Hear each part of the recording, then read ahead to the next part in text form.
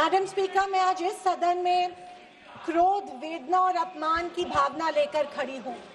अपमान उन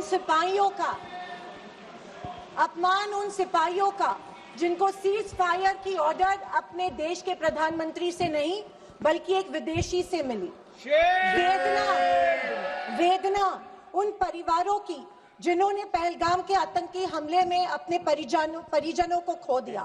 और क्रोध इस सरकार पर जो आज तक पहलगाम के आतंकी हमलावरों को न पकड़ पाई है और न ही उनकी कुछ सुराग ढूंढ पाई है। ऑपरेशन सिंदूर नाम सुनने में देशभक्ति का लगता है, लेकिन असल में ये सिर्फ मीडिया पर किया सरकार का एक तमाशा था।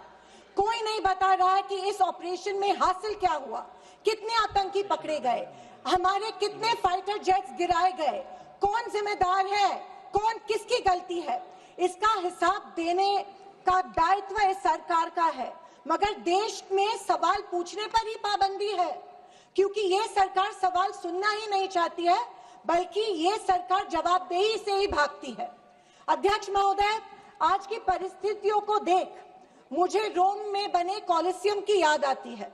विश्व की सबसे अविस्मरणीय और पुरानी इमारतों में एक है। रोम में बनी कॉलिसियम मनुष्य की कल्पकता और निर्माण क्षमता का एक अभूतपूर्व मिसाल है, पर इसके अलावा वो एक गंदे और घिनौनी राजनीति का भी प्रतीक है। कहा जाता है कि इसका निर्माण उस समय की जनता को खेल और मनोरंजन में उलझाए रखने के लिए किया गया था, ताकि जनता का मूल मुद्दों पर से ध्यान भटक जाए। कुछ ऐसा ही आज हमारे देश की सरकार करती प्रतीत हो रही है। पर अब खेल और मनोरंजन ही काफी नहीं है। किसी महत्वपूर्ण इलेक्शन के पहले आतंकी हमला और फिर सरकार की जवाबी कार्रवाई।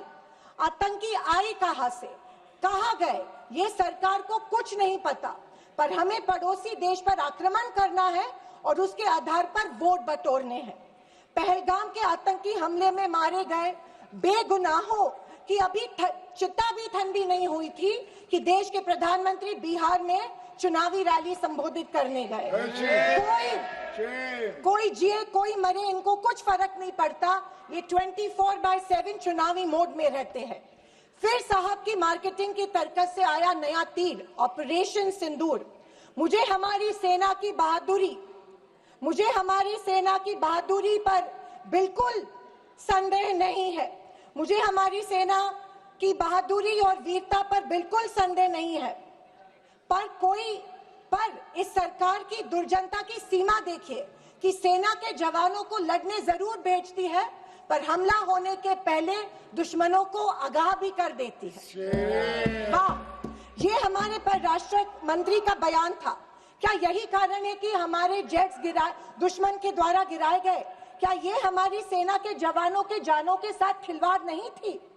खैर, जो इंसान मानता हो कि इस सेना के जवान की तुलना में एक व्यापारी ज्यादा खतरा मोल लेता है, उससे हम अपेक्षा ही और क्या करें। ये मूर्खता है या फिर देशवासियों को मूर्ख बनाया जा रहा है? ऑपरेशन सिंदूर से देश को क्या हासिल हुआ? अमेरिका के दबाव में किया गया एक शर्मनाक सीज फायर। फॉरेन पॉलिसी ऐसी कि मित्र देशों ने आतंकवाद की निंदा तो की, पर पाकिस्तान की नहीं। स्पीकर मैडम, प्रधानमंत्री कहते हैं कि ऑपरेशन सिंदूर का जश्न मनाने का पर्व है। किस बात का जश्न मनाए प्रधानमंत्री जी? हमले के पहले आपके विदेश मंत्री दुश्मन को हमले की पूर्व सूचना देते, उसका जश्न मनाए? इसी का असर ये था कि हमारे जेट्स गिराए गए, क्या इसका जश्न मनाए? या फाइटर जेट जो क्षतिग्रस्त हुए हैं उनके पायलट्स का क्या हुआ? इस देश को अभी तक उसकी जानकारी नहीं है, क्या उसका जश्न मनाए? सीज फायर का ऐलान इनके कथित मित्र ट्रंप करते हैं, इससे जो हमारी देश की तीनों सेनाओं का मानसिक खच्चीकरण हुआ, क्या उसका जश्न मनाए?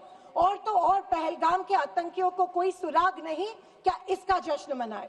इंटरनेशनल कम्युनिटी में भारत की छवि इतनी कमजोर अब तक कभी नहीं हुई थी। हर चीज को इवेंट मत बनाइए मोदी जी। अपने मन की बात छोड़कर देशवासियों को की सवाल का जवाब देने की भी हिम्मत दिखाइए।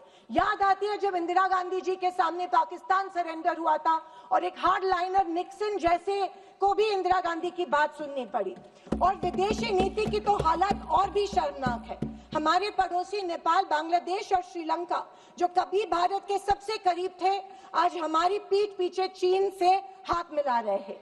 एक समय था जब भारत के पास नेबरहुड फर्स्ट की नीति थी और आज हमारे पड़ोसी हमें लास्ट प्रायोरिटी मानते हैं। स्पीकर मैडम, विदेश जाकर इंडियन डायस्पोरा के साथ तस्वीर खिंचवाना ही विदेश नीति बन गई है। अब ये सरकार प्रश्न पत्र भी खुद बनाती है और उत्तर भी खुद तय करती है। जनता से कोई संवाद नहीं, पार्लियामेंट में कोई ट्रांसपेरेंसी नहीं। ये सरकार केवल प्रचार की मशीन बनकर काम कर रही है। पहलगांव के शहीदों के परिवारों को जवाब कौन देगा? सरकार की कूटनीति की असफलताओं को जवाब कौन देगा?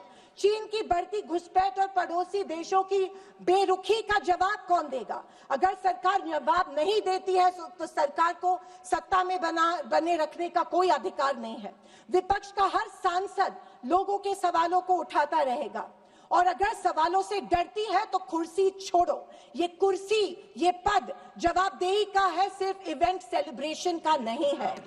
और अंत में मैं इतना ही कहना चाहती हूँ कि आवाज न सुनी हमारी, कुछ गम नहीं। आवाज ना सुनी हमारी, कुछ गम नहीं। मजलूमों की चीखें तो सुन लीजिए। मन की बातें बहुत कर ली साहब, वक्त मिले तो देशवासियों की गुहार भी सुन लीजिए। Thank you.